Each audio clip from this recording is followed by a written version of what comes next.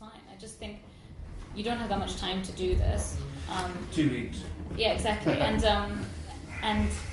And also, I agree with what you said. I think that you're going to spend a lot of time trying to find people to cook the food, and you're going to have to spend a lot of time convincing Pascal to allow you to cook the food, and finding a time when you can do that when he's not going to be using the kitchen, and instead he'll factor that into his schedule, and then you can, once that food is in that elevator, you do whatever you want with it, and that's the performance. There's this idea of like the mobile kitchen that we could maybe use, and just to add in that could be quite exciting, just to have like some little, like, so the main body of the meal is just like so if you were going to do that, some extra, and I agree, it's good to have something working, and I think there's something ridiculous about just 3 courses of eggs during the day, that you could do it on that mobile kitchen, but then you'd have to check with Pascal. Can we leave it that we talk to Pascal and see what he's happy to do? Who's going to talk to Pascal? I'll do it. I'll try and talk to Pascal. If you've emailed all the people, you should go speak to Pascal. Email all the people? To ask them to contribute to this. Why don't you speak to Pascal? I can speak to him. I mean, I don't know. Josh has to speak to Kirsty or something. So. Yeah, no, I can do it. I mean, my worry is still that like we can. I'll help with you to do this. I know Pascal from Student Forum, and I think it's probably good to go. It'd just be good to get a sense of like who actually. Like, so if it's you, there's one other person. Josh. Yeah, I'm definitely happy to help with Carlos. things. Yeah, I'm almost certain he'll say no to the mobile so that's kitchen 5 as well. I think probably like it's better to do like a mobile drinks card or something. Just start a conversation. Just ask him, and then at least you have a backup option. So when he says no to mobile eggs, you can then say, "What about mobile drinks?" Where do you put this kitchen in the street? That's what I was thinking. There's bound to be health and safety. Well, exactly. Like, so the 2 people you need to speak to are Pascal and Gillian. Once you speak to them, then you can do whatever you want. So. Just have we decided feast and lectures are the same day? Or is it Wednesday. Wednesday? So it's all Wednesday. Are we It's all all okay Wednesday. with that? But that on the Friday, would you do a fringe? Fringe presentations. I have also another question. Just to, I mean, there's also another guy from the AALAWuN who came with us today. So we would like to know, as the AALAWuN students, what the discussion is going to be about. Yes. First, and then everything else for us is, let's say, on the side. That we can contribute, it's fine, but main issue is to understand what's the topic of the discussion. Then we can discuss Okay, also. I guess that's what I brought up before you arrived. If I've asked them, I don't know who specifically is going to do this, but if someone could tell me who's going to do it, that would be great. I need just a paragraph to put on and an image to put on the website just to advertise the event to the school community so that people will come on Wednesday. It can be as specific or as vague as you want, but I just want something to create a buzz around this. And then I would then like someone to send a clear, like exactly, like something that explains like the 3 parts of the day and or the feast or how that's broken in. These other issues could be being discussed, which is a kind of purpose. The dissatisfaction is not a cross conversation between departments in the AA. This seems to be the Yes, well, the DRLs has made that very clear, didn't they? and so this seems to be the menu of the day, not the food. And this is why I thought Theo's point was really good. And everybody said it last week. And it's not really the point. It's how you get lots of people together, whether it be dancing. A group of dancers coming in and disrupting things, whether it be people sitting there or people talking about computers. The whole thing is that you're the ones that are maybe not dissatisfied but want to bring a project together that actually discusses this thing, and this is the opportunity to do it. And it's brilliant. You're in central London, you've got a brilliant space of a big square for 12 hours and to make some fantastic points that you've all been making, and I think that could be really, really good. But to actually come back to your point, to work on this together, a leaflet that everybody takes charge of one part, and if it's the breakfast, the lunch, or the thing, or the fried, or the scrambled, or the whatever, you write something that's presented about what it is, and I think that could bring the whole thing together. I think the menu is a great format, actually, just because when you go eat at a restaurant, you're entering into a contract with what they're going to serve you and what you're going to eat, and I think that could be really interesting in how the event is set up, that this is what's on the menu for what we're going to be discussing for those 4 hours. So, and I think that would also be quite a fun way to disseminate the event. As there's a food element. There's the main thing is the discussion element, and then there's these extras that come along with it. But it also means that I think at the AA people use any excuse to not participate, and right now the excuse that they're using is that they don't understand what it is, and so they don't want to get involved. So the sooner but you can. They're not in defence of that. It's just, they don't ask. I know, but that. No, why I couldn't you just agree. write back? So I don't know what the hell you're talking about. I It's a agree, load of but rubbish. it's Piss off. But Thank you. instead, Press send. instead, if you have something tangible that they can then react to, they don't have that excuse anymore, and then maybe more of them will show up, and they should show up, because it is a problem that everyone just sits in their siloed spaces and doesn't have a conversation. So that's the thing that you're tackling here, and why not take away that excuse from them? Yes. Well, I wonder. Yes, I suppose it's my job to try to. No, but like I mean, Find you've got a whole group of really engaged people around the table, and who all have the skills to put this together. So, and you've already done the hard bit, which is figuring out what are the three things people are going to be doing over these 3 time slots. So someone just needs to package it together. Well, I was wondering if I can deal with all this archive, but make sure they go to the place, get the drawings up. Who will moderate? I don't know. I think Sam Jacob would be good, but I can't get hold of him. We've left text messages, emails. Is he in the country? So with the archive, the images will be around the lecture hall, in the space where we ate, and people. No, they're in one of those side rooms. The exhibition. I think that's probably the easiest way to do it. Like off the lecture hall. And then and on the screen they can non-consensual. project digital versions of it to discuss. I don't think Ed will agree to having stuff from the archive in the same In the room same as room as food. food, yeah.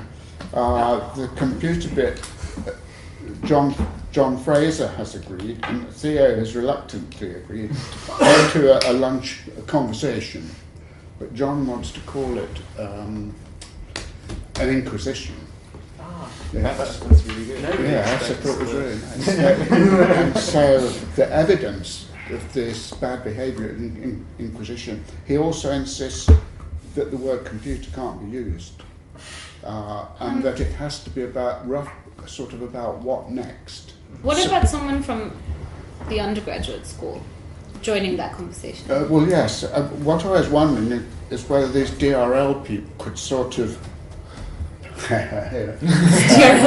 Because what John also suggested is, in order for the conversation to have a point, each person will make a 2 to 3 minute advert for their ideas about what next. Yeah. And then, so far, Patrick Schumacher and Mike Weinstock.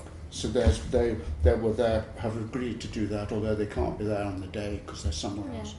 So, I guess to what my start with point like is, a 12-minute film Yeah. that they each can, and then they talk about that. I guess my point is that it's all graduate school, and so how do we involve? In that, yes, Yeah. well, no, that's yes. So Like, I guess Should we you just guys are appoint all somebody? students. Who would you think would contribute to this from the undergraduate school? Valentine for computers. I would have said maybe.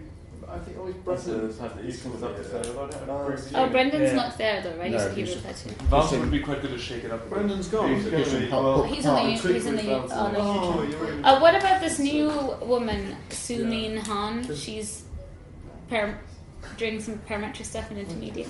I think No, actually, there's someone from the. She's our tutor. Oh God, She's our it's not Daryl. what's her name? But at least she's teaching in a different part of the school. There's a guy who he doesn't actually teach studio, but he teaches a class. Thomas Pierce, teaching a class in the undergraduate. Oh yeah, for media studies. Yeah, media studies. But he's quite interesting about computers. And Yeah. and Who's sort of that? like, sorry. You'll send him He into the teaches audition. a class called the Sub-Millimeter Serial. What's his name? Thomas Pierce. Yeah, but why not both of them? Then So you might, I think he's quite overworked, isn't he, Theo? You might offer to help make his film with his 3-minute film. Yeah, sure. We can do it. I have another question, but what's the name of the conversation for the lunchtime? Computer? Because Theo, What next? what's next? Honestly, with Just Theo, say. that computer is like a bad word. Yes, well, it is for John, so. yeah, but that's good. That's the point. I thought of the it discussion. was I fried. Fried. Fried. Yeah, sorry, yes, fried. Boiled, fried, and scrambled.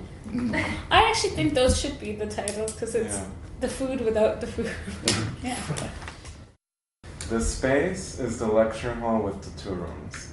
We have a long table down the middle, or some kind of format, where there's food being served and a lot of people sitting around.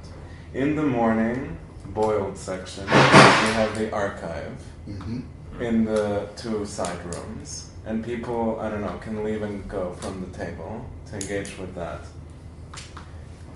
Afternoon, we have the Fried Inquisition. So we have John, Theo, Patrick, and whoever else from the undergraduate. No, it's just John and Theo. Okay, John, Theo. And we're going to try and get 2 more people from undergraduate. From undergrad. All right. And they're discussing around the table during food, or with the screen, or some version. And then in the evening, we'll try to get Liza to come. That's scrambled. Scrambled, yes. And then we can see what she wants to engage in. So there's kind of these key, let's say, figures who are maybe activating the space during 3 different times of day, plus ongoing discussions over 4 hours. Okay, and then on top of that, I'm there with 30 dancers and 2 musicians. So, I mean, we can adapt to the situation, so it's not like loud music, like trying to collide in too much, but moments of collision, moments of letting someone speak if they want to speak. But essentially, there's eating, talking, moving, and music happening at the same time. What, all day? All day. All day, but in staggered phases. In staggered and different intensities. But my question is, like, there's something about different, and maybe that's pertinent to the conversation, that there's different people with maybe different agendas using the same room. And the premise is that we all have to use the same room and find a way to essentially coexist within that space for a day. And maybe that's a collapsed version of what's going on a larger scale within the school and other institutions. But it could be mess. It'll be a mess. It will be a mess, irrespective, but it's a productive mess. With the structure. Yeah, and it does have I think the point is to just, to have an underlying structure so that what appears to be mess is actually productive discussion. But I guess I'm just wondering whether we could, whether we can like try and coordinate our moments of intensity so that we're not, so that maybe the dancing event is more intense at the moment when we're kind of setting up, and then when we're trying to have a lecture, it goes a bit more quiet. Or, so that we can try and get the 2 to. We can be more adaptive to, like, if we have clear timings of when who is speaking, then I can. So we need to work that out. Yes. Who's Joel's right-hand man now? Seth. He's apparently a brilliant audio engineer. That's He's gone his passion. Do you want to write the 2 people down for streaming? Yeah. Slacker Seth. No Is he away now? Yeah. Is he? Is he? SEP? SEP. Yeah. He's away for 2 weeks in India. Joel is now, still here, doing all the lectures. There's lots of lectures in the next 2 weeks. If you take the length of them as chunks of time, yes, and within that there are discussions, then it's not this thing where everybody has to sit there. But it'd be interesting how the students work with how they maintain the table, if they bring people in, what happens around the table when someone isn't talking or lecturing. Yes. I think that's then becomes a structure that people can work with. You can cope with that, can you? Yeah, but I agree with the fact that, at least for me, it's more interesting to have, instead of dividing the event in 3 spots, let's say in 3 stages, have a continuous stage throughout the whole day and just interchanging people at the table. So having a common kind of topic and then interchanging just the people. Because then what we're gonna do, if we take care of the lunchtime session with Patrick and Theo, like the discussion is gonna be about, again, within the DRL kind of world, and the other 2 discussions are going to be separated. So I think it would be more interesting to include in that table with that people some other people from the underground. I think there wouldn't. Yeah, but so at the table there's 40 people. 40 people. All of whom just like students, other other tutors. Okay. So it's them talking, but with everyone else there. And those people might remain for 2 events, and then I guess it would be quite nice if it was possible for one of the people who did the computer talk to also do something in the archive, so there's a bit of crossover. I don't know whether that's possible. Just to sort of put you roughly in the picture, we're trying to arrange these things around a table with food, crudely, and also interruptions by Stefan, who's got an experimental dance troupe. I don't know what's going to happen, but because that was the key word that was trying to find out was experiment. The AA has this reputation for experiment, but is it true, or even what do we mean by it?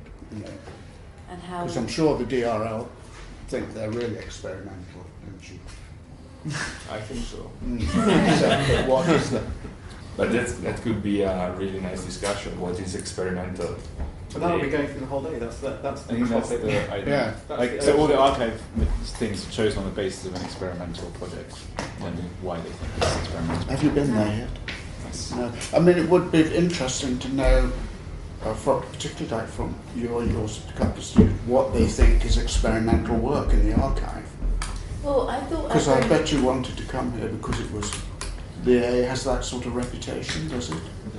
Yeah. Well, I could say that's a lot of rubbish. If you talk to Tom Weaver, he'll say it's not true. The only experiment that went on in the AA was by Patrick Hodgkinson and Peter Smithson. He doesn't think DRL is experimental at all.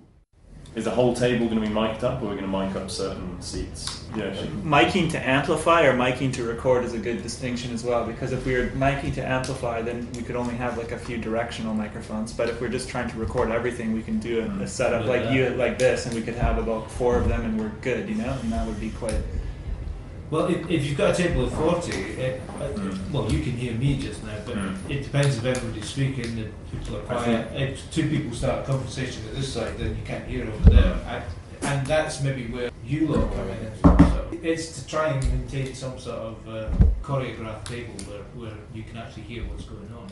There's also a whole difference between a table of 40 people who are busy having a conversation with a live audience kind of wandering around chatting, or within a closed environment that's then being fed into another room where people could ingest it and chat about it. So that's probably, for me, it seems quite a key decision. One of the things that the room is going to be quite, because it's 40 people at a table, but then it's also Stefan's dance troupe around them, so it's kind of controlled chaos, I guess, hopefully. So it's like, I don't know whether we even want, actually it's a good point whether we allow anyone to just wander through that, or whether we have to say, well, you close the door at a certain point because it's going to, I don't know what that... No, that's well, maybe the doors swing open for a period of time and then snap shut, and that's... I honestly believe no one would even have, there'd be very few people with the bravery to walk into that room. I think that's a good point when you're saying, no one will be brave enough. I think the whole idea is that you want people to come in. So that's another challenge for the day, to actually make it sort of welcoming, so that people can come in and join in the conversation. So how but many also find out that there are kind of rules in the everybody start shouting all the time, or else that's a waste of time. So how many people are choosing archive images At the moment? You. Because then each one, I guess, needs 3 minutes, and that will help us give some order. Choice by foundation, into one. The tutors aren't here, but he's going to nominate student Natasha, who's the only diploma tutor who's applied. Diploma 11, Lawrence. Projective Cities, Sam Jacoby. Housing and Urbanism, Hugo Hinsley. Technical Studies, Lei Zheng. And the Archive, Edward said he would like to make a choice and discuss it. I mean, I just asked these guys because I know that they particularly are open to the idea of precedent and archive, and they're really genuinely interested in the work of people that they've heard about. So I thought it was Yes. a perfect opportunity. Other people in Foundation are a bit more just overwhelmed with the projects that we're in the middle of doing, but these guys can kind of, I think, can juggle a bit more. But you might know some other people in Foundation who are equally as kind of open and would really enjoy it. And I think if we just sort of ascribe tasks to do, we can go and look into the archive, I think. Yeah. I think we could even just talk to the whole foundation first, like just a really quick discussion and maybe come up with some ideas. I can see why people just do it, like have a table at the end of the room, stick 4 people there with a moderator. Oh yes. But look how many people you've gathered, David. Huh? Yes, people do that, and it's very controlled, and it doesn't result in a whole lot of risk. No. But look what you've done. This one's I'm sorry. I think this is really a pleasure, and also it brings the school together, which just really rarely happens unless it's in rather controlled and rather mute conditions. Yes. I think you'll find the conversations that arise have a bit of life and ballast to them. Well, I hope so. Will you be there? Yes, damn it. Like what's happening during the lunch, like the conversation between Theo and John. If out of those 40 people, like we have a strength of around 70 people, 70, 75 now from DRM. So, I mean, we need to make sure that it's not only, the room is not filled with only DRM students, right? Yeah. Or that it's just going to be quite a routine for us. And also we would have to make sure that like out of our 70 students, we distribute like students across throughout the whole day so that they also come to know what's really happening with the undergrad programs or like. Yeah, otherwise it's going to be a domination. Yeah. A huge domination, both with the discussions and student work. think that I don't think that 70 will participate. No, I don't think so I'm either. sure I think maybe 5. Maybe half, even half. I think 1/10. Phase 1 will be more excited to participate in this kind of stuff. There are like around 35 phase 1. Yeah. We're always busy. We've got to be busy throughout the year. Yeah. And this is like a good opportunity to actually, for the students, like learn about stuff happening in school other than the DRL. So, I mean, I'm not really sure how we do that. Like, how do we actually involve them into an event other than DRL? But there has to be a way. I was just wondering, literally, like, in terms of getting people coming, whether it's enough to just put it on the events list, or whether we need to like have some kind of active inviting. That could be something that you take into account if people are trying to sit down, and if 70 people arrive to sit at 40-seated table, you can't have everybody from one department just sitting there, so you could have other people to mix it up a bit, but that would be your duty of how you organise the table that day. Maybe someone from DRL could write an algorithm. Sort people out. Could work or not at all work, but when you're curating the kind of rhythm,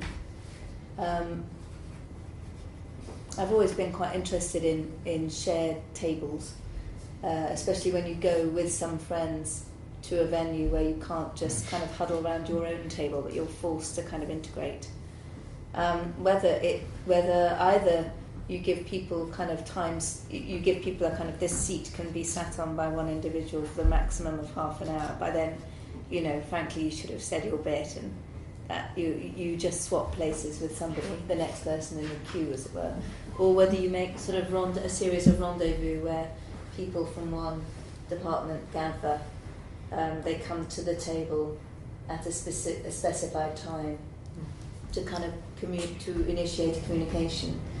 You know, if it is something that's going to ebb and flow, rather than the sum total of people coming together at 10 o'clock and it being a static table of those people and the conversation being static, which traditionally is how these things have happened, how you communicate where you are in the conversation or not, if people are displaced and replaced.